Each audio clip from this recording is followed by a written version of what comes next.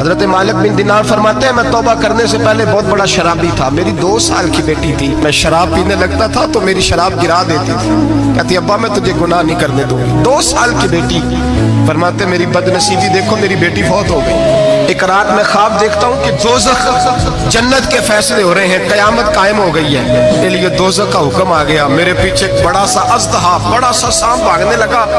فرماتے ہیں میں دوڑتا جا رہا ہوں، ایک بزرگ نظر آئے، میں نے کہا مجھے بچانا، کہنے لگے بیٹا میں کمزور ہوں، میں نہیں بچا سکتا۔ کہتے ہیں مجھے میرا اشارہ کیا، کہنے لگے پہاڑ کی طرف جا شاید تو بچ جائے۔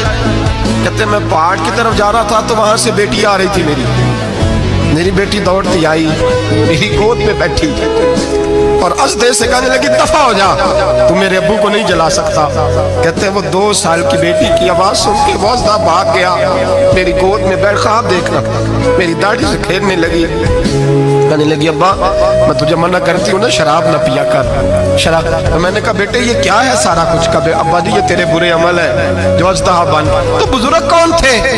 کہنے لگے بیٹے ابا جی وہ آپ کا نیک عمل ہے پر وہ کمزور بڑا تھا، آپ کو بچا نہیں سکا، ابا جی بس کر دیں بس کر دیں، اب آپ برے کام نہ کریں، آپ توبہ کر لیں، جو پچھلے گناہ ہو گئے میں اللہ کی بارگاہ میں سفارش کروں گی، رب آپ کے معاف کر دے گا۔ مالک بن دینار فرماتے ہیں میری آنکھ کھلی تو میں پکی توبہ کر گیا۔